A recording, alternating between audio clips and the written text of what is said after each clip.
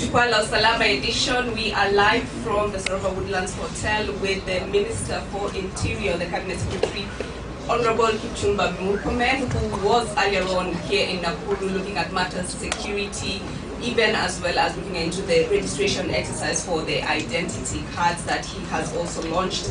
And this will be a sitting where he gets to understand security matters spanning through Nakuru and the greater Rift Valley region.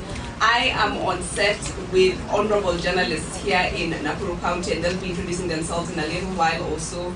But yes, just want to say thank you so much for making time for this. It's quite a fast for City Cabinet Secretary to really open themselves up to journalists and ask questions. Security is a core aspect of our national government, and we honor you and thank you for being here.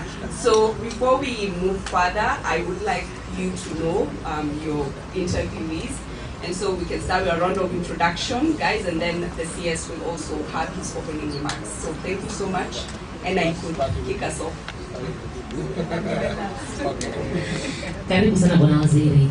Naitwa Enaeli Mlenga, nafanya MBC Radio hapa Nakuru.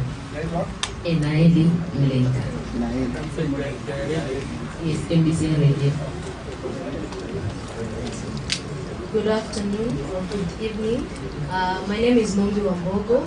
I work for K24 TV. I report for Nakuru County.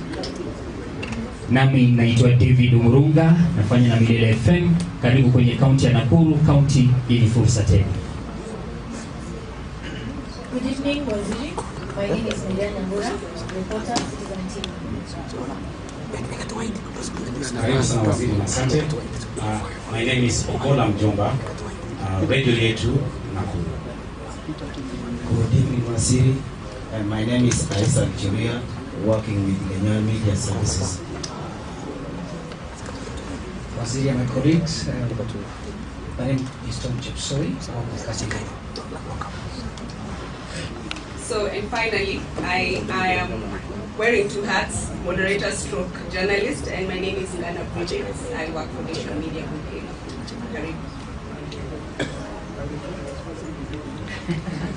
You can go ahead and speak to us.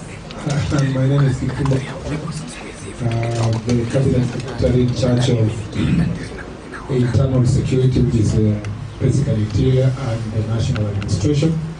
I'd like to say thank you very much for having me for this media engagement. It's been a very exciting journey around the country.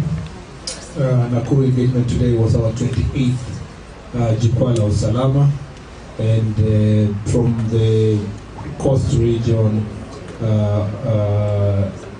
eastern region, and now we are in the Rift Valley. We have covered 28 counties.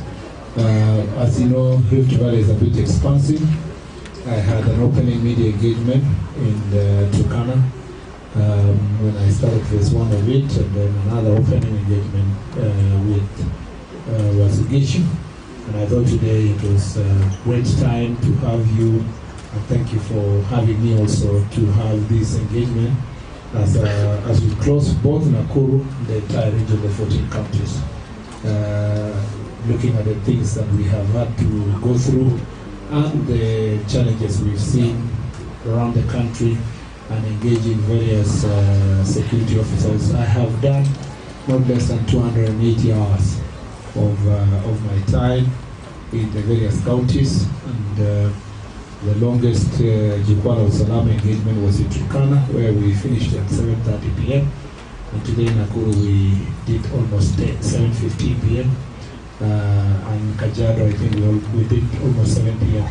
So it's been a very fantastic engagement, and I'm very happy to respond to your questions, to also respond to your concerns, and so that we can have an interactive session this evening as part of the closure of the Rift Valley before we embark on the other remaining 5 regions.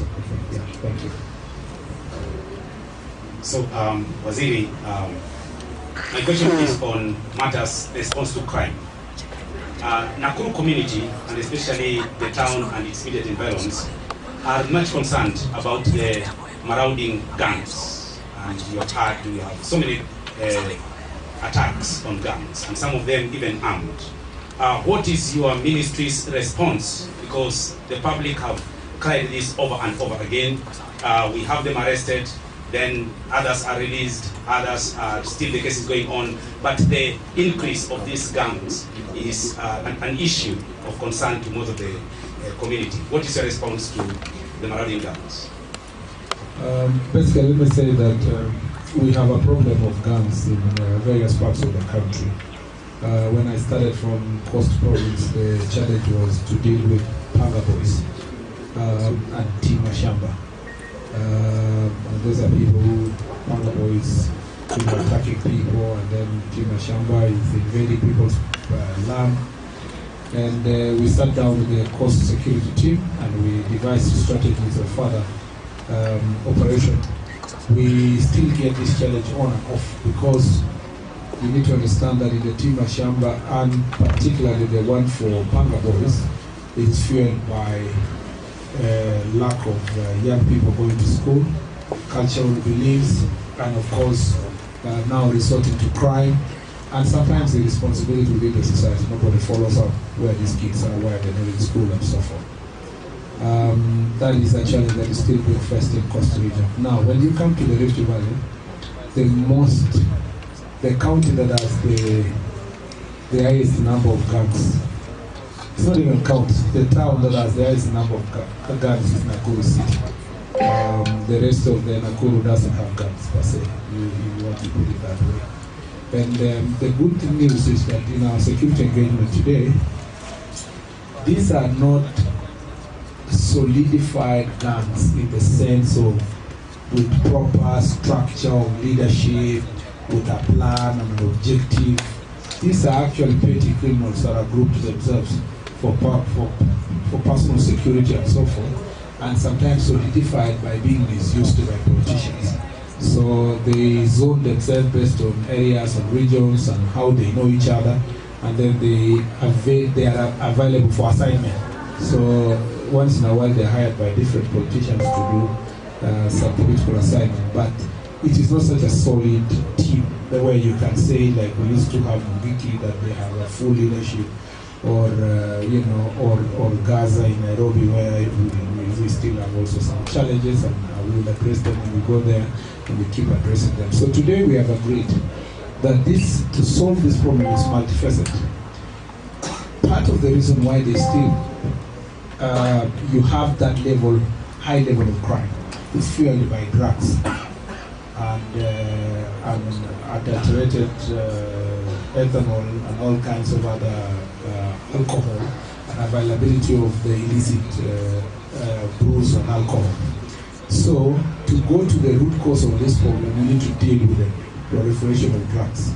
And Nakuru is among the top 3 counties in terms of transit for drugs and alcohol. And so what we have decided is that in a multi-agency, the security team and the county will sit together in a multi-agency form and carry out thorough security operations. We also know that the manufacturing, not all the manufacturing is from Nakuru itself.